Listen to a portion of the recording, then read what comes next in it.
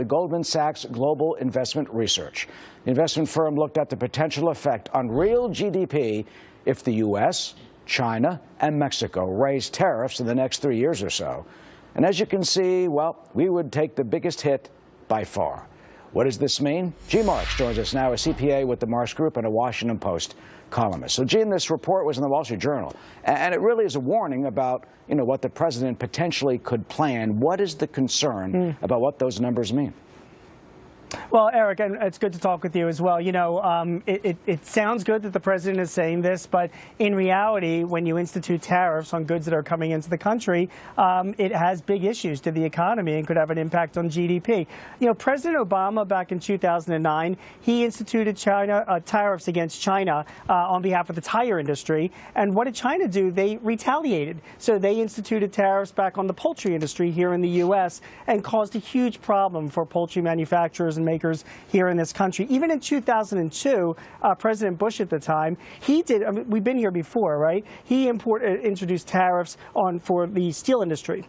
And what happened then was that steel prices in the U.S. rose. And not only did they rose for consumers, but also businesses that they were buying steel from. So, in the end, when you institute tariffs, 35 to 45% tariffs, not only does it increase prices for you and me as consumers, but, other countries, Mexico and China, they're going to retaliate. And, they will buy their goods elsewhere. And, there are many countries in Europe that are standing ready to supply Mexico and China and their consumers as well. Well, the president says he's going to renegotiate some of these. I mean, he certainly, as a billionaire businessman, knows the art of the deal. And that's, he would say, is an advantage that President Obama and other predecessors did not have. Well, and I actually think he's right. I mean, there's one thing we have to give President Trump credit for. I mean, he is a business guy, and he is making his first play in when he's making a deal. So, I mean, look, you're going to go buy a car, Eric, or you're going to make a deal yourself.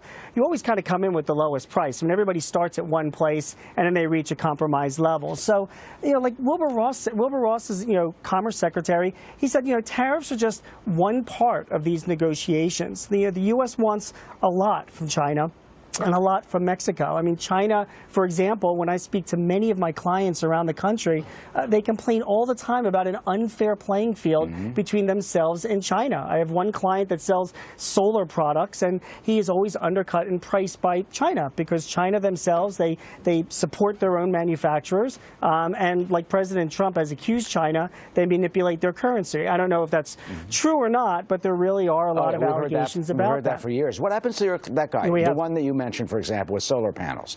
Let's say there's some tariffs. What happens if the tariffs are slapped on that to him? He stopped selling solar panels. It was one division of his company. It was a roofing company. And because he wanted to sell solar panels, he was not able to succeed in doing that. He stopped selling them. And at the time, he had about 50 or 60 people in that organization. He had to lay them all off. Man. So, when you...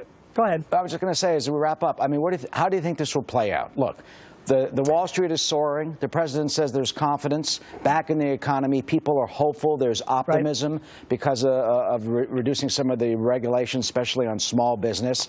So how do you think this whole tariff thing will work out? Do you think there'll be agreements and a deal, or that there will be a trade war?